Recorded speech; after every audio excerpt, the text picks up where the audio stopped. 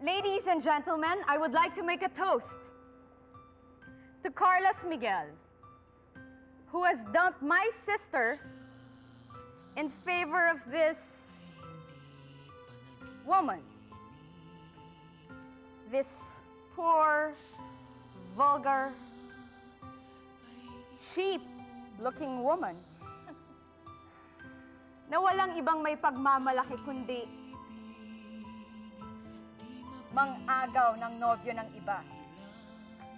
At ang paglabas ng kanyang ketonging ina sa isang leprosaryo.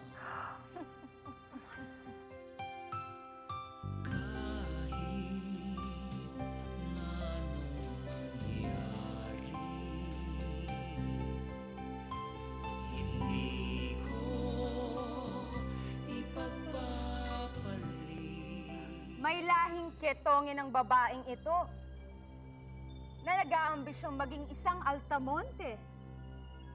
Oh my God! Iho, nakakadiri ang babaeng kasama mo! Naku! Hindi kasalanan ni Cecilia na may sakit ang kanyang ina. At isa pa pala, huwag kayong magkakamaling ipakilala ang asawa o nobyo niyo sa kanya. Dahil baka malingat lang kayo, Consuelo, ano ba? Tama na! eh maging kabit na ang babaeng yan. Naku, ano ba yan? Cecilia! Ay! Wait! Huwag mo nang sundan ang babae yun, anak, at baka mahawa ka pa! Carlos Miguel, mahal na mahal kita. Ano pa bang kailangan mo sa akin? Ano ba? Bravo, Carlos Miguel. Larawan ka talaga ng isang lalaking hibang. Bravo. Bravo.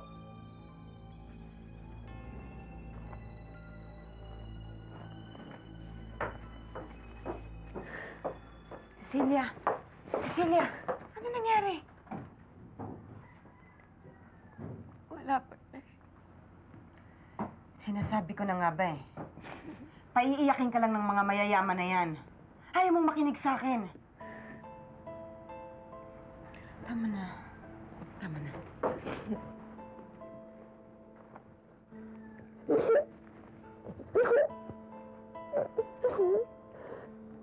Siguro, nag-away kayo ni Carlos Miguel, no?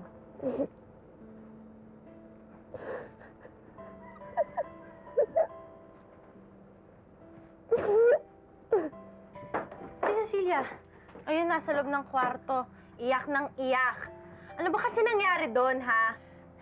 E paano pinahiya siya nung kapatid ng ex-girlfriend ni Carlos Miguel? Sinabi sa lahat ng tao na merong ketong si Aling Mariana. Eh, kasalanan niyo naman pala to eh. Sana hindi na lang kayo bumalik dito.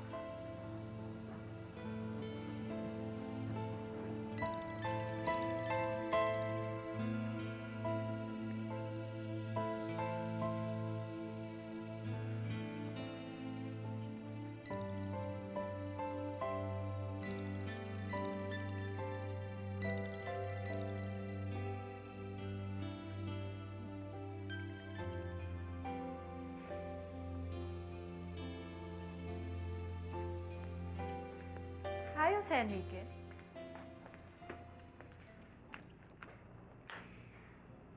Alam ba kung saan nagpunta si Carlos Miguel? Hindi.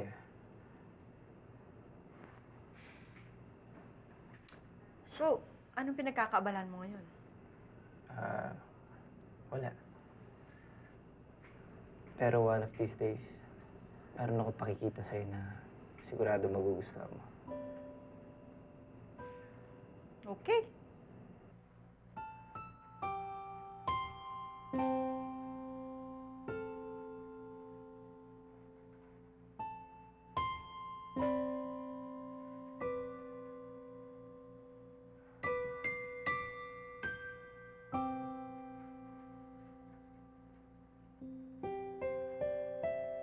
Halika! Halika ang babae ka, ha? Halika! Diyan ka! Maayos na nangyayari lahat eh!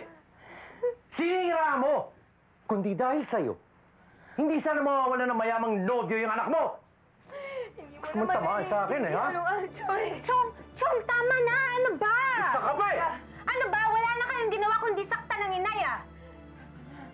Leche! Alam mo, kayong dalawa pareho kayo. Mga wala kayong silbi!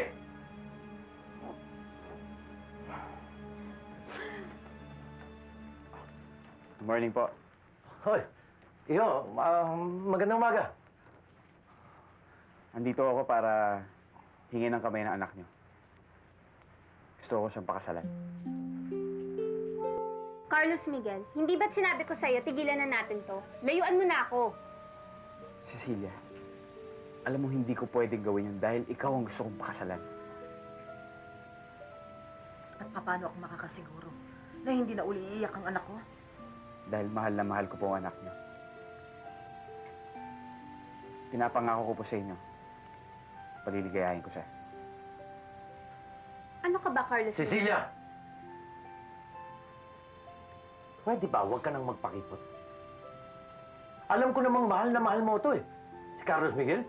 Huwag mo nang itanggi. Iyo, pasensya ka na.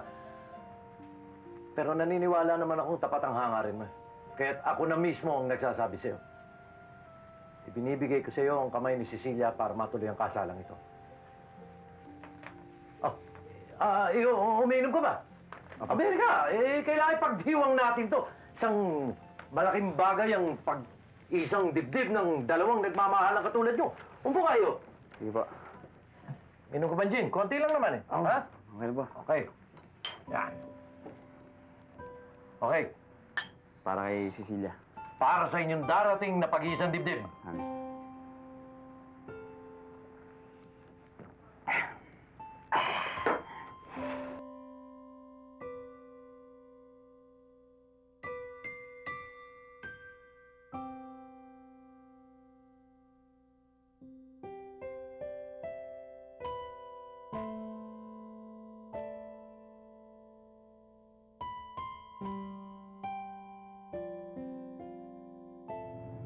Dito ako nagpupunta pag malungkot ako. Pag nag-iisa ako. Pag gusto ko mag-isip.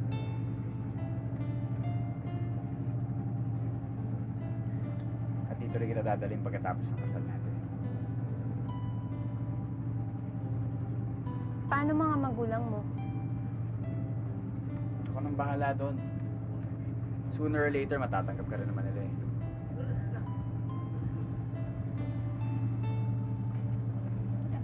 Carlos Miguel, alam mong kahit kailan, hinding-hindi nila ako matatanggap. Kaya ba mas gusto mo na lang na magkalayo tayo?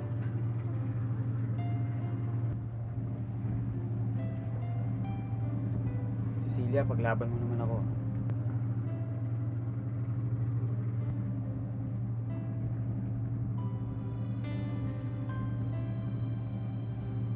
Mahal kita, Cecilia. Mahal na mahal kita.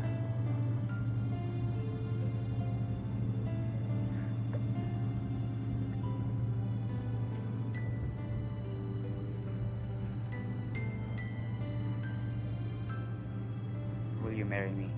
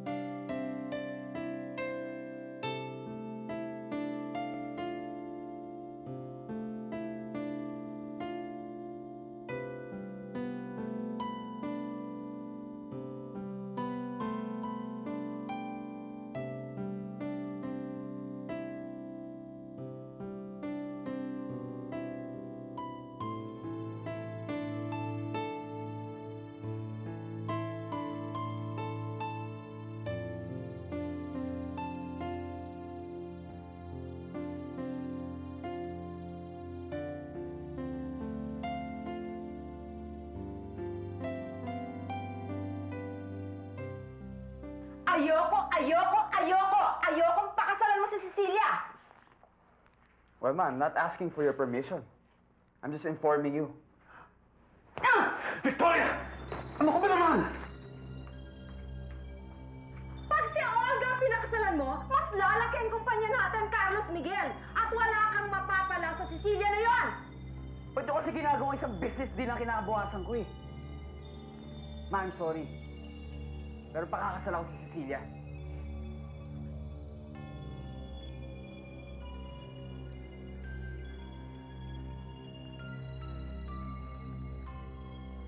Ma, bakit kasi hindi niyo na napabayaan si Carlos Miguel sa gusto niya? Isa ka pa! I am not asking for your opinion, so you better shut up! Victoria, please, tigilan mo na!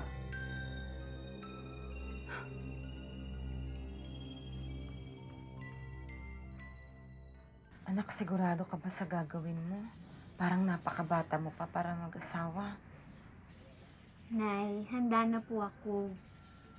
Mahal ko si Carlos Miguel at alam ko magiging masaya ako sa kanya. Natatakot lang ako para sa'yo. Anak, ang pag-aasawa ay pagpapakasal na rin sa mga magulang ng mapapangasawa mo. Nakahanda ka ba? Nay, alam niyo, kahit ayaw sa akin ng mama ni Carlos Miguel, titiisin ko. Magiging matatag ako para kay Carlos Miguel. Ikaw ang bahala. Kung saan ka masaya. Nandito lang ako. Salamat, Nay.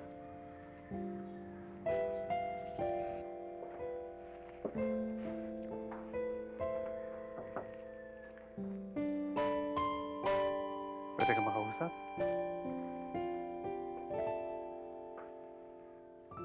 Pa, sasabihin niyo lang sa akin na huwag ko na ituloy yung mga plano ko.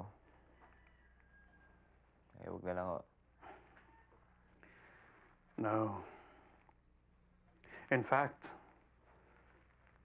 I just want to say that I'm so proud of you, son. Alam mo ang gusto mo. At ipaglalaban mo yun. Maswerte si Cecilia.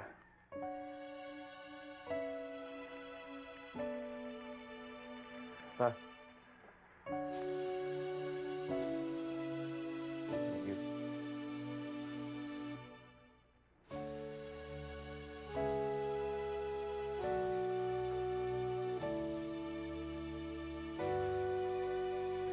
Anong importante natin pag-uusapan? Nag-propose na ng kasal si Carlos Miguel kay Cecilia.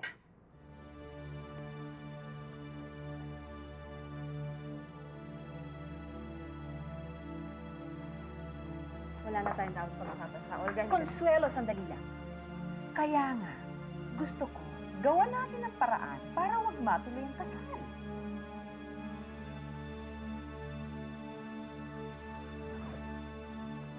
Anong plano mo?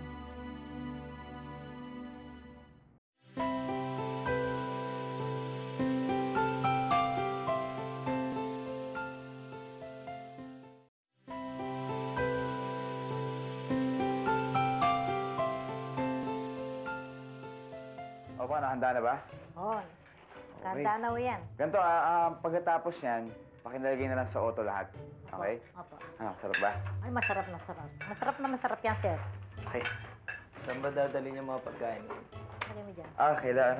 Kaila Cecilia. Sabi kasi ni Manang Ising, pag namamanhikan daw, kailangan mo doon ng pagkain. Tutuloy mo na yung plano mo, Tol. Oo. Congratulations, ha? Thank you, thank you. Ano nga siya nga pala, si Papa nasa na. Pakisabi, baka malate kami nga mo. Ah, sige, tatawagan Bilisan nyo ko. na. Hello. Opo. Tol, paano yan? Ako na lang ako, handa pa Ano ako. lang, ha? Salamat. Hindi ka ba talaga sasama? Ayokong mag-aksaya ng panahon. Bahala ka. Kung kaya mong tiisin ng anak mo, ako hindi. Oh, Ba't sinabi ko sa'yo lalabas na ako? Oo, pero dumating po si Ma'am Consuelo at Olga. Hinahanap po kayo. Bakit?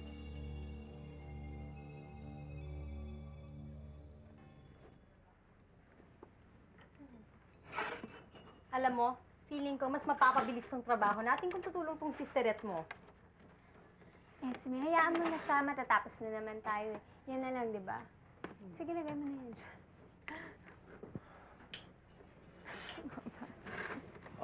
Mariana,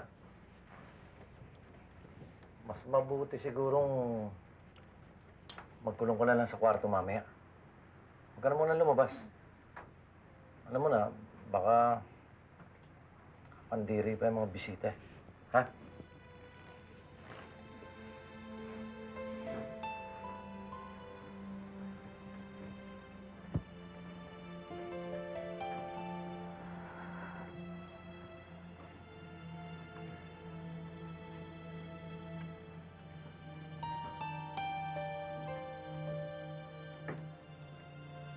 Nay?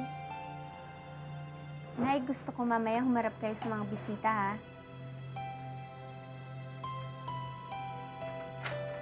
Wag na. Makikinig na lang ako. Nay, hindi ho. Yun ang gusto ko. Humarap kayo. Alam niyo, Nay, ang saya-saya ko. Ito na ang pinakamagandang pamaskong matatanggap ko sa tanang buhay ko.